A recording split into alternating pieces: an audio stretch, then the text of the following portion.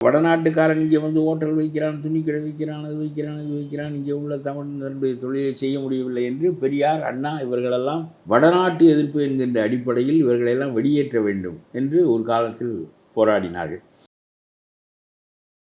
ஆனால் இந்த 1 கோடி பேர் அங்கிருந்து வந்தவர்கள், பீகாரிலிருந்து, அஸ்ஸாமிலிருந்து, ஒரியாவிலிருந்து, பிற இடங்களிலிருந்து இங்கே வந்தவர்கள் இங்கே வாக்காளர்களாக சேருவார்களே. ஆனால் அவர்கள் தங்களை தென் மாநிலங்களில் மொழி, வழி, இன அடிப்படையில் ஊறி வளர்ந்திருக்கிற தமிழ்நாட்டோடு அவர்கள் ஒன்றிணைந்து நிற்க மாட்டார்கள். ஒரு தொகுதியில் நாங்கள் ஒரு பகுதியினராக இருக்கின்ற அவர்கள் எப்படி இங்கே வாக்காளர்களாக சேர்ந்தார்கள்? எப்பொழுதும் பிஜேபிக்கு தான் அவர்கள் வாக்களிப்பார்கள்.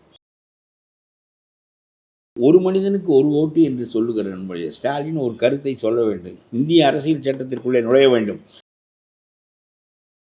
மோடி என்ன தவறு செய்தார் என்று சொன்னால், தேர்தல் கமிஷனை ஒரு இண்டிபெண்டன்ட் பாடியாக அவர் விடவில்லை. மோடி வந்த பிறகு அவர் ஒவ்வொரு தேர்தல் ஆணையரையும் நியமித்தார். இப்பொழுது கடைசியாக இப்பொழுது இருக்கிற தேர்தல் ஆணையரெல்லாம் மோடியால் நியமிக்கப்பட்டவர்கள் தான். அப்பொழுது என்ன ஆகும்? He will be loyal to Modi.